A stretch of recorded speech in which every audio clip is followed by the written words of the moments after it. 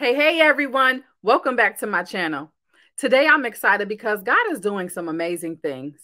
Every day is not easy, but it's encouraging when you can hear powerful testimonies of what God is doing and how he's moving in people's lives.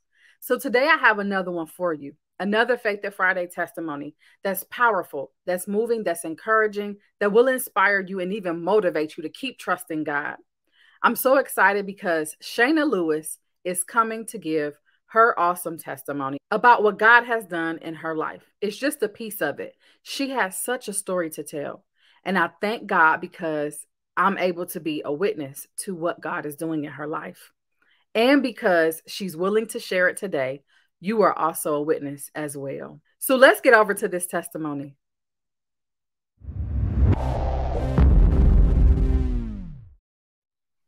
Hey, Shayna, how are you? I'm well. How are you? I'm doing well. I just really wanted to thank you for coming on. We literally just met about 5 minutes ago, face to face, but I'm glad that we have been connected so that we can hear, your story and what the Lord has done for you in your life. And I know there's a lot, so I'm just going to get out the way and let you go ahead and give your testimony. Okay. Hey guys, my name is Shanna. I'm 37 years old. I live in Camden, South Carolina. A few years ago, I started having this knot that developed on the bottom of my face. I didn't think nothing of it. I just thought, okay, maybe I hit my chin at night while I was asleep, or maybe it's just a knot there. Um, as the year went on, the knot grew, but it didn't grow a lot to where it was really noticeable. So again, I didn't pay any attention. Maybe last year, my husband was like, Shayna, something's going on with your face. I'm on my way to work. I was like, what are you talking about? He was like, it just looks different. And I was like, different how? So he was like, well, just look in the mirror when you get home from work. So, of course, I went straight in the bathroom when I got to work to see what he was talking about. And I noticed that the knot that was growing on the bottom of my chin had gotten a lot bigger. Nobody at work had said anything to me, and I look at myself every day and I didn't notice it. Um, and I was just like, okay, well, maybe I slept wrong. Maybe my face is just swollen because of how I was laying or something. A couple months went by, and then the knot really grew. So it was really, really big. So I made a dentist appointment. I went to the dentist, and he was concerned because he was like, this knot is not normal. Like, I don't know, I don't know why that knot is there. I do have a history of tumors that I have had removed, but I've never had one on my face. So I was kind of like taken aback, like, why is this not on my face and inside of my mouth? Why is it here? The dentist wouldn't touch it. He wouldn't clean my teeth or do anything. He was like, no, you need to go see a maxillofacial surgeon. So I was like, okay, I'll go see the surgeon. The surgeon looked at it, and then he was like, I specialize in this and I'm not going to touch it. So now I'm scared. So at that surgeon's office, he did the MRI and all these tests. And then he was like, well, we're going to send you to Charleston, to MUSC Charleston, because this is out of our league and it's in a spot where we don't want to mess up anything that may cause you not to be able to talk. So a couple months went by, and because of COVID, my doctor's appointment at MUSC was delayed. Finally got there probably like the end of December, right after the holidays. And they went inside and they wanted to test it for cancer first. So they went inside and did a biopsy. The cancer test came back benign. Thank God it was benign, no cancer. So then they did all these x-rays and all these tests to see what was going on and why had this tumor formed on my face. At first they thought it was a saliva gland that had somehow gotten infected. But as they kept researching and everything, they was like, no, that's not it. It's something else. So they did more tests and more tests. And then we just decided that they couldn't really see because of where it was on my chin. So he said the best option was for us to go in and remove this tumor. So I did some more tests, did some more x-rays. And then a couple of weeks before the surgery, the doctor came in and he said, well, I have some bad news. So then I'm like, okay, what's the bad news? Because this is already bad news having this on my face. And he was like, from the looks of it, the tumor is on your main nerve that controls the saliva gland, that controls your speech. And you may or may not be able to talk the way you used to after you have this surgery. That was a shocker. And then he said, because I have to cut the main artery that gives you feeling to your bottom lip and to your chin, you will probably be numb from your bottom lip all on the side of your face all the way to your neck. You won't have any feeling in it. I was literally like, are you serious? Because I thought maybe like you looking at the picture wrong, like this can't be it. And he was like, no, Shanna, I'm serious. You may not be able to talk the way you used to talk. And then he said there may be times where you just, are having saliva come out your mouth and you don't even know it because you can't feel it. He said, that's a lot to take in with you talking and working in education. I know that's what you do for your job. I said, yeah, that's a lot. I said, but I want to be able to feel my face. I want to be able to talk. I want to be able to eat and, do things that I normally do. Right then, I just started praying. I told God, Lord, you know that I love to talk. You know that I'm a people person. And you know that I've taken care of special needs people all of my life. I said, so if you make me a special needs person, well, I need somebody to help me, just put the right person in my life that can help me. And I have my husband, and he's been great through all of this.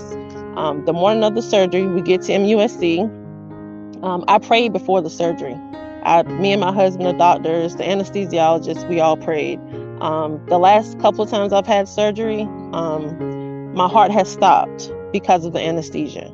So I've had to be resuscitated, and I have literally been without life in my body. The longest time has been 5 hours. 5 whole hours. That they should have pulled the plug, and I should have been dead, but God.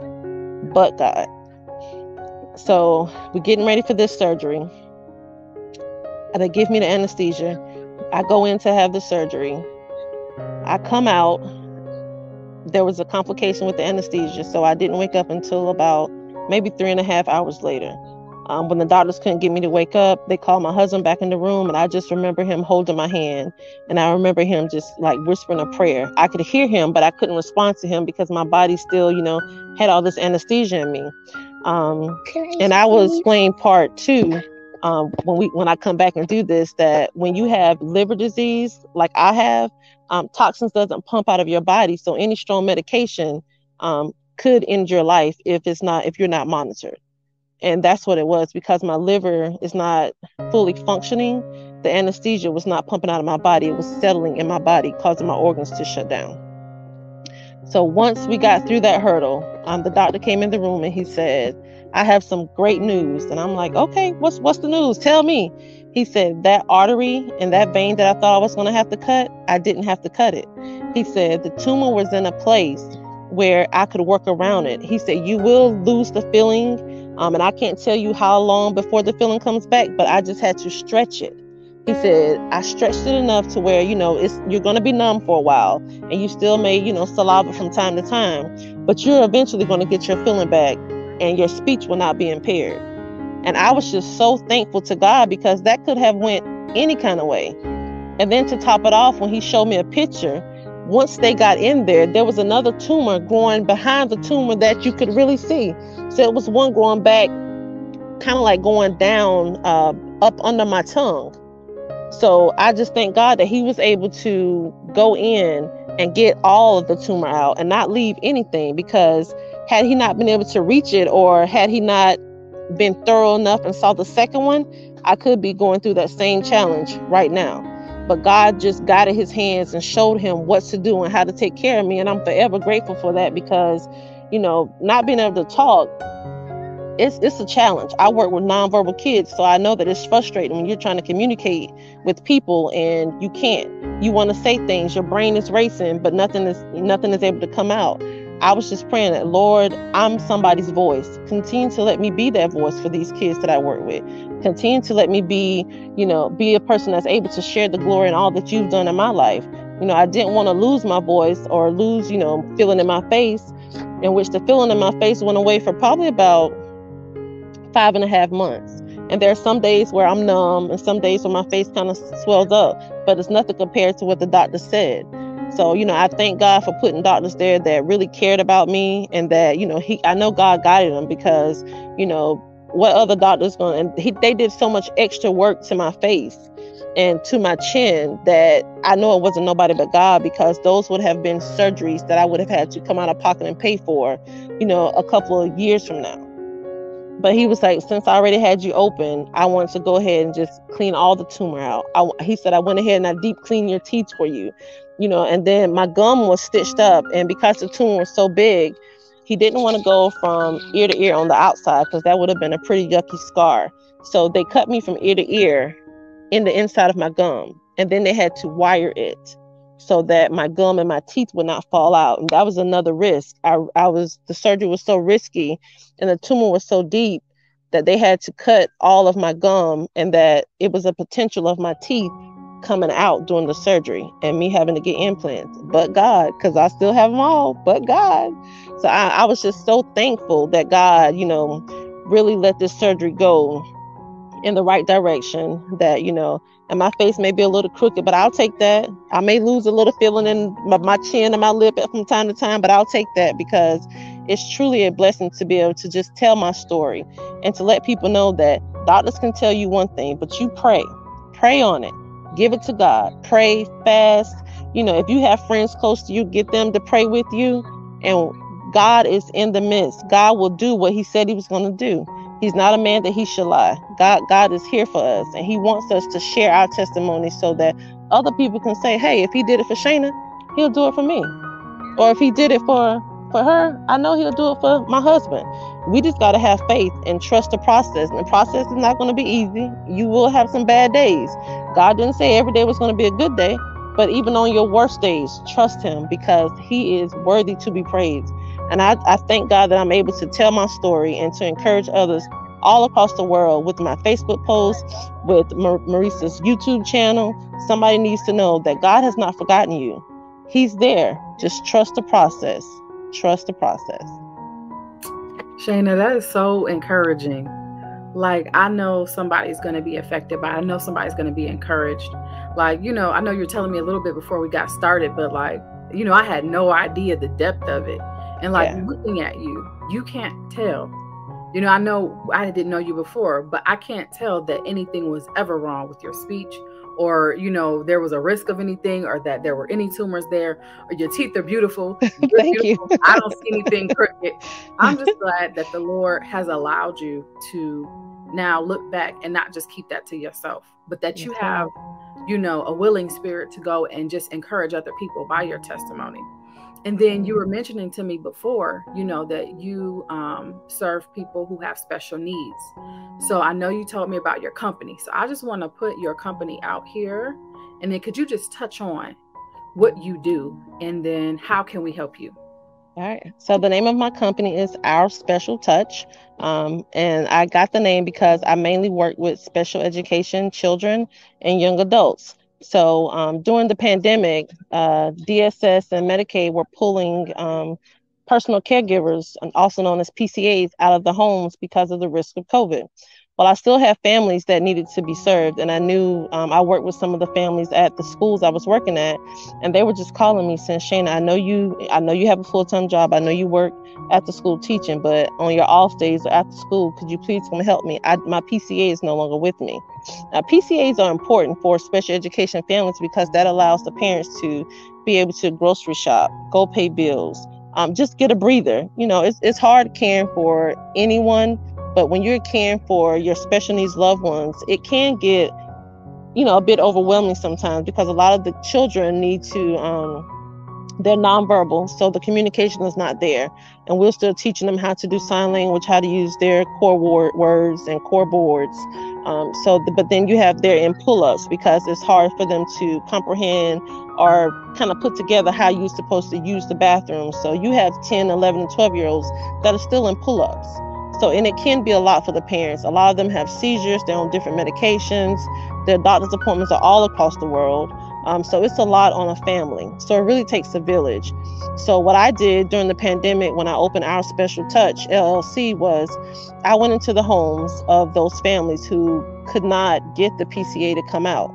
So then I started being their personal caregiver. I went to school and got my CNA license just to have something to, just to give me a little bit more in depth and to understand it more on the word side.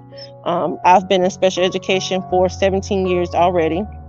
I've worked in a number of childcare centers. I've worked on all kind of projects, and I enjoy working with children, but especially those with special needs, because I feel like those are the kids that get overlooked and pushed to the back a lot because they can't do as many things as what we say our normal kids can do. But those are the kids who need our touch and need our help all the more. So my company is just me right now. Sometimes my mother and my husband will help me, but we go into the homes of the families. We do light cleaning. We run errands. Our main focus is to make sure that the child is being taken care of and watched while the parents have a chance to, just go to the grocery store, or maybe even just go have dinner and have that adult time and conversation. So it's really just what the parent or the household needs for that time. We go in and we serve those families. That's beautiful. And I was just sitting here thinking while you were telling us, you took that gift that God gave you of not having those things happen that the surgeon said could possibly happen. You took that and you're not wasting it. You went Yes, to ma'am. work in order to help other people with your voice and with everything that God has given you. You're using it to help other people. So I just want to thank you. Like, that is so special, and I think it's so needed, and it takes a special person to do what Thank you. do. And so how can we help you? I have my email is creatingchange2020@gmail.com. You can email me and I can give you a list of the things that I need right now. Any cleaning supplies, masks, gloves. I know everything is on short demand, but if you want to send me an email and say, hey, how can I get this to you? I will give you my address, my P.O. box, or I can meet you if you're in the area. Like I said, I live in Camden, Kershaw County, but I work in Columbia. I travel to Greenville, Hartsville, McBee. You just tell me what's convenient for you and we can work something out so that you can get those donations. Or if you wanted to give gas cards to help me with getting back and forth to the different locations, that'll be nice too. But anything you want to do, even just coming to help serve or just knowing how you can help me, just one day say, hey, Shanna, I'm in the area. Are you working at a house today? And I say, oh yeah, I'm doing anything you can come by or bring McDonald's to a kid or just anything lightens and brightens up a family's day when they know that there are people out there that really care about them and what they're going through. Okay, cool. Did I get your email address right? You did. Okay. You did. Okay, so that's your email. I'm going to put your email in the description. Okay. So anyone who wants to help, feel free to email Shanna. We know that it's a good cause. She's doing kingdom work. So we definitely want to back you and support you. And I'm so grateful that you were willing to just come on today and share. I appreciate you so much. I'm grateful. Thank you for having me. Oh, you are welcome. And I look forward to hearing from you again soon, because I know you have more to tell. Yes, ma'am. Talk soon. Thank you.